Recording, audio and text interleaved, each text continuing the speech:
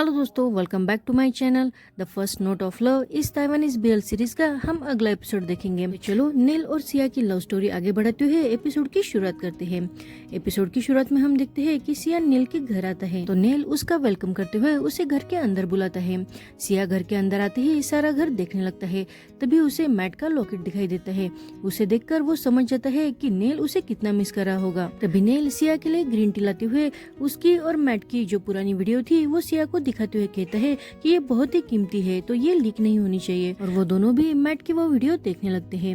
Video देखकर वो mat को याद करते हुए बहुत ही इमोशनल हो जाते हैं। तभी नेल सिया से कहता है कि मेरा भाई अच्छा गिटारिस्ट था, उसने ही मुझे गिटार बजाना सिखाया था। अब अपने भाई को याद करते हुए नेल की आंखों में तो आंसू आ जाते हैं।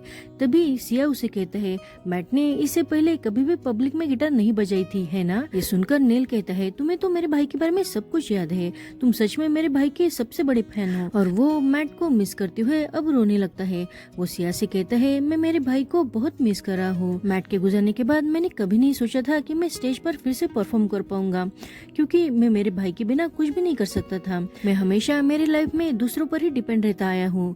जब मेरा भाई जिंदा था तो वो हमेशा मुझे कुछ भी करने के लिए फोर्स करता था। धीरे धीरे वक्त के साथ साथ मुझे पता चल गया कि मेरा भाई तो वापस नहीं आ सकता। बिना मैट के मैं तो म्यूजिक पर गिव अप ही करने वाला था, लेकिन तब तुम मेरे लाइफ में आए। और वो बहुत ही इमोशनल होते हुए सिया के सर पर हाथ रखते हुए उसे कहता है मैं तुम्हें बस ये बताना चाहता था कि मैं सिर्फ तुम्हारी वजह से स्टेज पर परफॉर्म कर पा रहा हूँ। तो प्लीज मैं चाहता हूँ कि तुम किसी बात का प्रेशर अपने कंधे पर मत लो। पहले मैं अपने भाई पर डिपेंड रहता था, उसके गुजरने के बाद मैं हमेशा रीस पर डिपेंड रहने लगा, लेकिन अब मैं खुद रिस्पॉन्सिबल बनना चाहता हूँ। मैं एक ऐसा इंसान बनना चाहता हूँ जिस पर तुम डिपेंड रह सको। और वो सिया का हाथ पकड़ते उसे कहता है सिया तुम मुझ पर ट्रस्ट करते हो। अब सिया भी बहुत इमोशनल होते हुए उसके सिर को अपना सिर लगाते हुए उसे सपोर्ट करता है और बाद में नेल को किस करता है। थोड़ी देर बाद बहुत ही अनकंफर्टेबल फील करते हुए सिया नेल से दूर जाने लगता है। तो नेल उसे पूछता है तुम मेरी तरफ ऐसे क्यों देखते हो जिससे तुम मुझे देखकर बहुत ही अपसेट हो रहे हो। उसकी ये बात सुनकर सिया जल्दी से वहाँ से उठते हुए कहता है मुझे रिस को गाना भी सुनाना है तो मैं अब यहाँ से जाता हूँ। और वो वहाँ से अपनी बैग लेकर जाने लगता है। तभी नेल अब सिया का हाथ पकड़कर उसे रोकते हुए कहता है सिया मैं तुम्हें बहुत पसंद करता हूँ। अब उसकी ये बात सुनकर सिया तो बहुत ही ऑकवर्ड फील करने लगता है और वो जल्दी से नेल का हाथ छुड़ाकर उसे कहता है आज के दिन बहुत कुछ हो गया है तो मैं अब अकेला रहना चाहता हूँ। और इतना कहके वो वहाँ से चला जाता है। अब सिया के ऐसे बिना जवाब दिए ही जाने की वजह से नेल तो बहुत ही अपसेट हो जाता है। दूसरी तरफ हम देखते हैं कि ओरका अब जॉगिंग करने के बाद रीज के घर आता है और वो शॉवर लेके वही सोफे पर सो जाता है। अब तभी रीज नींद से उठ जाता है और वो ओरका को सोते हुए ऐसे बिना कपड़ों के देखकर खुद से ही कहता है ये इसे बिना कपड़ों के क्यों सो रहा है। और वो बिना देरी किए ही ओरका की फिक्र करते हुए उसके ऊपर ब्लैंकेट डाल देता है और वो ओरका को बहुत प्यार से देखते हुए उसके बालों को ठीक करने लगता है। और वो ओरका को किस करने के लिए उसके करीब भी जाता है, लेकिन वो फिर से ओरका से दूर होते हुए कहता है कि तुम बहुत ही परफेक्ट हो। और इतना कहके वो वहाँ से चला जाता है। उसके जाने के बाद ओरका अपनी आंखें खोलता है। आगे हम देखते हैं कि नेल सिया को पकड़कर उसे कहता है मैं तुम्हें बहुत पसंद करता हूँ। और वो सिया के गले में से वो लॉकेट देखकर उसे कहता है तो तुम मुझे बताओ कि तुम मेरे भाई को यानी मैट को पसंद करते हो या मुझे।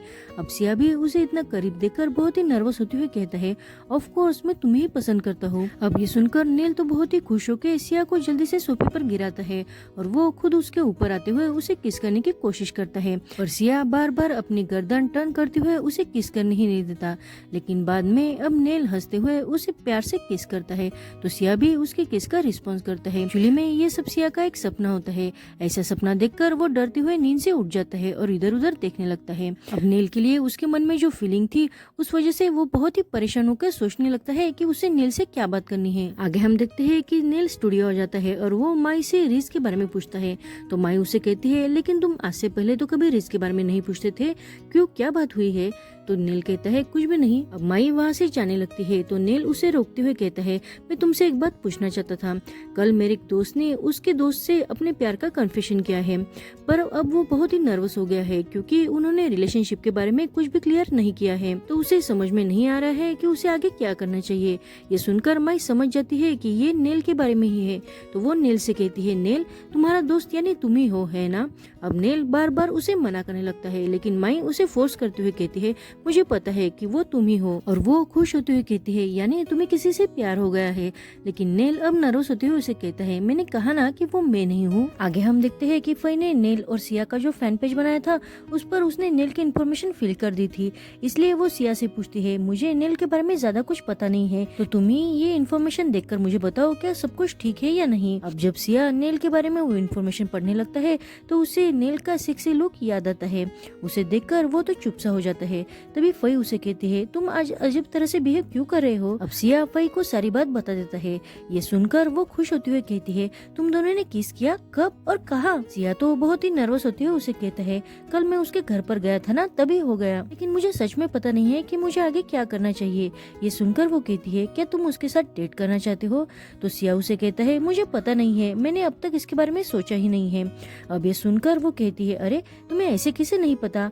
और वो सिया से रैपिड फायर खेलती है। वो सिया से पूछती है कि मैं तुम्हारी कौन, मिंग तुम्हारा कौन। और वो अब नेल के बारे में पूछती है। अब सिया चुप सा हो जाता है और वो थोड़ी देर बाद कहता है कि वो मेरा पार्टनर है। तो वो कहती है, नहीं, तुमने आंसर देने में देर लगा दी है, इसका मतलब तुम उसे कुछ और भी समझते हो। अब सिया तो अपने फीलिंग के बारे में बहुत ही कंफ्यूज होके नेल ने उसे जो लॉकेट दिया था उसे ही देखने लगता है। तभी फई उसे समझाते हुए कहती है, तुम अपनी फीलिंग को स्टॉप भी कर सकते हो, लेकिन उसके लिए तुम्हें उससे दूर जाना होगा। जब तुम उससे दूर जाओगे तो तुम्हारी फीलिंग अपने आप ही कम हो जाएगी। प्यार तो एक जुगाड़ जैसा है और तुम्हें इस बारे में अपने दिल से पूछना होगा कि तुम सच में क्या चाहते हो। क्या तुम उसे सच में प्यार करते हो। तुम्हें पता है क्या कि हर प्यार की हैप्पी एंडिंग नहीं होती है, कई बार हमें हर्ट भी होता है, लेकिन अगर तुम खुद ट्राई ही नहीं करोगे तो तुम्हें कैसे पता चलेगा कि तुम्हारे साथ क्या होने वाला है। तो मुझे लगता है कि तुम्हें खुद को प्यार में डुबा देना चाहिए। फई ने सिया को जो लव एडवाइस दी थी उसके बारे में सोचते हुए ही सिया अब स्टूडियो आ जाता है। स्टूडियो में हम देखते हैं कि नेल ने माई को बता दिया था कि वो किसे पसंद करता है।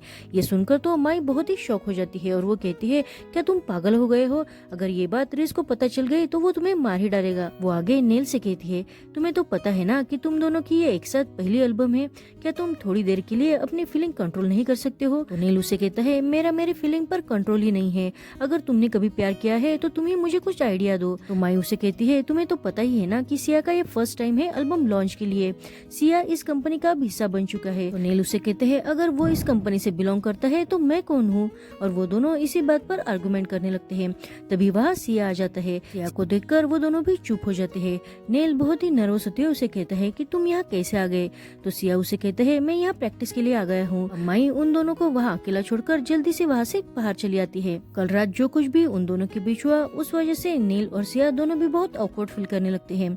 अब नेल सिया से कुछ कहने वाला होता है, लेकिन सिया उसे टफ लुक देते हुए चुप करा देता है। लेकिन थोड़ी देर बाद नेल फिर से सिया से कल रात के बारे में बात करने वाला होता है, लेकिन सिया उसे इशारों में ही वो बात करने से मना करता है, क्योंकि उसे पता था कि माई बाहरी डोर पर खड़ी है। उसी वक्त माई से गलती से डोर खुल जाता है और वो अब ऐसे प्रिटेंड करती है कि उसने कुछ सुना ही नहीं और वो फिर से डोर बंद करके बाहर आती है। तभी वहाँ रीज आ जाता है और वो प्रैक्टिस रूम में जाने लगता है, लेकिन माई उसे प्रैक्टिस रूम में जाने ही नहीं देती। अंदर हम देखते हैं कि नेल और सिया गाने की प्रैक्टिस करते हैं, लेकिन सिया का अब कुछ ध्यान ही नहीं था। तो नेल उसे पूछता है, क्या हुआ है तुम्हें, तुम बहुत डिस्ट्रैक्ट लग रहे हो। तो सिया उसे कहता है, मैं कल रात से रेस्ट ही नहीं कर पाया, इस वजह से मेरा सॉन्ग भी कंप्लीट नहीं हुआ है।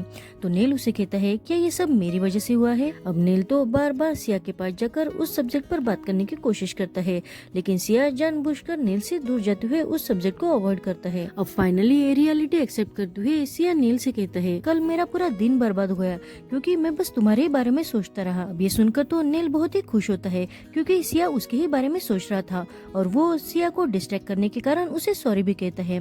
तभी वो सिया से कहता है, क्या हम बाहर चल के प्रैक्टिस करें। और वो दोनों अब टेरेस पर जाके प्रैक्टिस करने लगते हैं। सिया भी बहुत ही खुश होकर नेल के साथ कंफर्टेबल फील करने लगा था। आगे हम देखते हैं कि बहुत प्रैक्टिस करने के बाद नेल वही स्टूडियो में सो जाता है। तभी सिया उसके पास ही बैठते हुए बस नेल को देखने लगता है। तभी उसे याद आता है कि नेल ने उसे पूछा था कि जब तुम मेरी तरफ देखते हो तो हमेशा अपसेट को दिखाई देते हो। प्रेजेंट में सिया नेल से कहता है, क्योंकि मैं तुम्हें एक सीक्रेट बताना चाहता हूँ। एक्चुअली जब बचपन में तुम मुझसे पहली बार मिले थे उस दिन से ही तुम हमेशा मेरे साथ रहे हो, और जब भी मैं कभी वीक होता हूँ या अपसेट महसूस करता हूँ तो मुझे हमेशा तुम्हारी वजह से ये एहसास होता है कि मैं अकेला नहीं हूँ। तभी उसे याद आता है कि नेल ने उससे अपने प्यार का इजहार किया था। ये बात याद करके वो बहुत ही खुश होते हुए बस नेल को देखने लगता है। वो नेल से कहता है, नेल मैं तुम पर यकीन करता हूँ, तुम सच में मेरे लिए रॉक जैसे हो, मैं भी तुम्हें बहुत पसंद करता हूँ। और इतना कहके वो नेल के बालों के साथ खेलने जाने लगता है। वो नेल से कहता है तो मैं बस तुम पर ही यकीन करता हूँ और तुम्हारे साथ ही कहीं जाना चाहता हूँ। और वो अपने फीलिंग को फाइनली एक्सेप्ट करते हुए नेल से कहता है, नेल मैं सच में तुम्हें बहुत बहुत बहुत ज्यादा पसंद करता हूँ। दूसरे दिन की सुबह हम देखते हैं कि रिज अभी भी सो रहा था और ओरका उसके लिए ब्रेकफास्ट बनाकर अपने काम के लिए चला जाता है। अब रिज जब नींद से उठता है तो वो ओरका ने बनाया हुआ ब्रेकफास्ट देखकर बहुत ही खुश हो जाता है। आगे हम देखते हैं कि जब रिज स्टूडियो आता है तभी सिया प्रैक्टिस रूम से बाहर आता है। उसे देखकर तो रिज डर ही जाता है। तभी वो सिया से कहता है, तुम इतनी जल्दी क्यों आ गए? सिया उसे बताता है, कल रात हमने बहुत देर तक प्रैक्टिस की थी ना, इसलिए प्रैक्टिस रूम में ही सो गए थे। ये सुनकर रिज अब सिया के लिए परेशान होते हुए उसे कहता है, प्रैक्टिस करना अच्छी बात है लेकिन खुद पर ज्यादा प्रेशर मत डालो, तुम्हारी हेल्प भी हमारे लिए बहुत जरूरी है। वो सिया को चीयर अप करते हुए वहाँ से जाने लगता है तो सिया अब रिज को रोकते हुए उसे कहता है, मुझे तुमसे एक फेवर चाहिए। अब रिज और सिया दोनों ही रिज के ऑफिस में आ जाते हैं। सिया उससे पूछता है, क्या तुम्हें अभी भी फंडिंग की प्रॉब्लम है? ये सुनकर रिज उसे कहता है, तुम उस पर ध्यान मत दो, मैं कुछ न कुछ रास्ता निकाल लूंगा, लेकिन तुम्हारा कैसे चल रहा है? तो सिया उसे कहता है, मैं अभी भी सॉन्ग पर काम कर रहा हूँ। तो रिज उसे कहता है, मैं उसके बारे में नहीं बात कर रहा हूँ, मैं तुम्हारे बारे में पूछ रहा हूँ कि तुम कैसे हो। और वो सिया से माफी मांगते हुए कहता है, पिछली बार मैंने तुम्हें कुछ ज्यादा ही डांट दिया था, इस वजह से मुझे माफ कर देना। उसकी बात सुनकर सिया उसे कहता है, कोई बात नहीं है, अच्छा ही हुआ कि तुमने मुझे वो बात कही। एक्चुअली मैं ओरका से मिलना चाहता हूँ, तो क्या तुम मेरे उसके साथ अपॉइंटमेंट फिक्स कर सकते हो? आगे हम देखते हैं कि सिया ओरका से मिलने के लिए उसके स्टूडियो आ जाता है। सिया तो उसका सारा स्टूडियो बस देखने लगता है। तभी ओरका सबसे सिया का इंट्रोडक्शन करवाता है और सिया को पियानो प्ले करने के लिए कहता है। सिया तो बहुत ही खुश होकर पियानो प्ले करने लगता है। ओरका उसे सुनकर कहता है, क्या तुम मेरे साथ प्रैक्टिस करोगे? तो सिया उसे कहता है, क्यों नहीं, और वो दोनों अब सॉन्ग पर प्रैक्टिस करने लगते हैं।